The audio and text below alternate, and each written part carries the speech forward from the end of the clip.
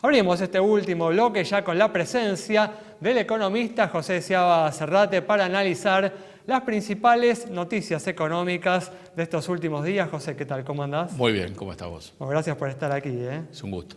Hoy hablábamos en el primer bloque, el día lunes se anunció un recorte del gasto público de 128.000 millones de pesos, con el cual se apuntaría, José, me imagino, a cumplir, ¿no?, con la meta fiscal acordada con el Fondo Monetario Internacional del 2,5% del PBI. ¿Es así?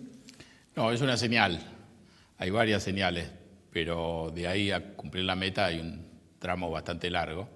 Hay un cumplimiento también de la meta de acumulación de reservas, que es importante. Así que creo que lo que hay es un conjunto de señales diversas que apuntan en una dirección correcta.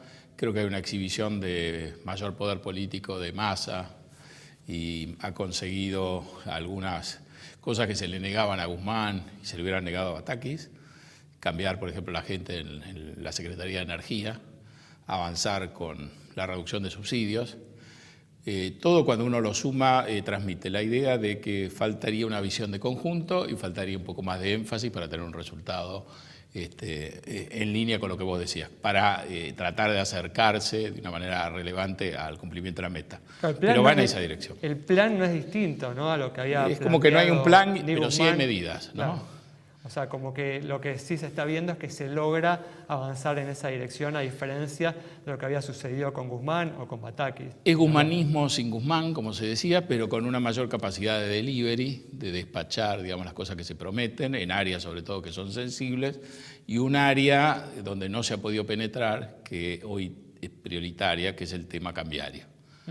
No hay reservas, es un tema muy difícil. Antes de pasar al tema Sí. cambiario, que sin duda es un capítulo sumamente importante, te quería preguntar qué tan lejos estamos del cumplimiento, ¿no?, de esa meta del 2,5% del PBI. Estamos más cerca de que el fondo sea generoso y tolerante y no provoque, digamos, una declaración que genere un cortocircuito. En ese sentido estamos muy cerca y creo que no hemos estado muy lejos.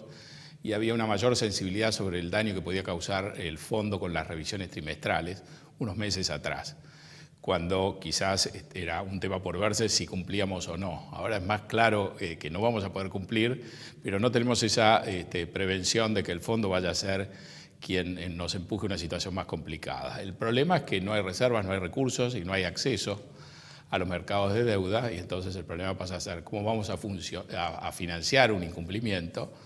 Y en el tema cambiario se han perdido muchísimas reservas, hemos entrado en una etapa estacional que no es buena y creo que se ha generado la sensación de que así como está el régimen cambiario actual, va a ser muy difícil darle continuidad.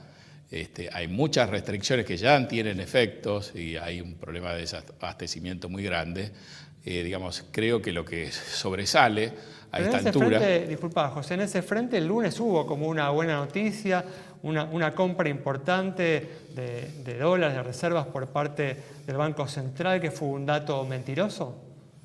No, pero son sumas pequeñas, chicas. Es difícil medir cuál es la intensidad con la cual uno está pisando importaciones, pero sí se sabe que esto se produce hace mucho tiempo y también se sabe que la situación es crítica o se va acercando a una situación crítica en una gran cantidad de industrias y de actividades. Entonces es difícil pensar que esto alcance, más allá de que sí puede dar 1 o 2 meses de alivio, pero si lo que uno está pensando es atravesar el 2023, atravesar una campaña electoral, ahí es donde creo que resalta, de todos los avances que hay, de todas las señales que hay, la parte que está más rezagada. La parte que está más rezagada es no se han conseguido los dólares que prometía el propio Massa tener sobre la mesa de movida. Y segundo, esos dólares que en su mayor parte van a provenir de anticipar liquidaciones, o sea que en el fondo, si uno estira un poco el horizonte, no son más dólares, es simplemente una distribución distinta en el tiempo. Ahí creo que es donde está anidando hoy la preocupación mayor. De todas formas, va a haber que hacer un cambio del régimen cambiario. En forma diaria se habla, ¿no?, de que en cualquier momento podría surgir algún nuevo mecanismo para darle, ¿no?, un precio diferencial a los productores agropecuarios para estimular, ¿no?, la venta de la cosecha. Sí. Si finalmente esto se concreta, ¿podría modificar esta ecuación que vos estás planteando? Yo creo que no. Yo creo que en el fondo hay convicción mediana de que finalmente esos dólares van a estar. Esos dólares el año pasado el campo los liquidó sin necesidad de hacer ningún mecanismo especial. Ahora a lo mejor hace falta un mecanismo especial para que la liquidación se produzca en una mayor cantidad en el tiempo urgente deseado. Pero creo que en el fondo uno tiene que conceder que tarde o temprano, esto siendo tan importante, va a haber flexibilidad y se va a cerrar. El problema va más allá de eso, más allá de poder contar o no con dólares que en el fondo están, porque están producidos y están bajo la forma de silo bolsa, o tienen algunos otros sectores, digamos, que también tienen dólares para liquidar. El problema es cómo funciona esto más allá de ese esquema temporario, si uno piensa que el objetivo, digamos, del Ministerio de Economía es por lo menos construir una plataforma más o menos estable para todo el 2023 para poder hacer una campaña electoral en condiciones competitivas. Eso, no sé si lo dijiste, por ahí me distraje, pero Sí. tu sugerencia es que ves como algo prácticamente inevitable un aumento del dólar oficial en un plazo relativamente Habría que conseguir corto. dólares en buena cantidad que no sean simplemente un adelanto. Si eso se consigue, no va a hacer falta tocar el régimen cambiario, pero uno debería preguntarse de dónde van a venir.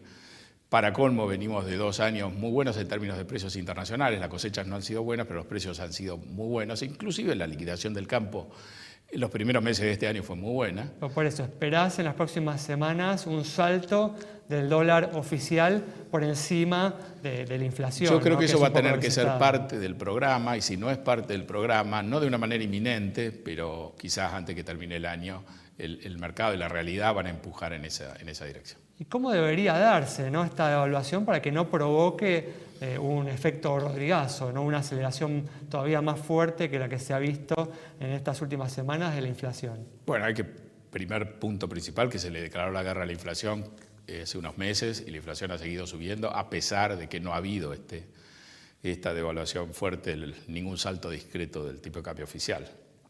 Lo segundo, que nos hemos quedado sin dólares de un ritmo muy, muy fuerte. Lo tercero es que una fuente genuina de financiamiento en dólares no la hay, no se la ve y el gobierno tampoco lo ha conseguido.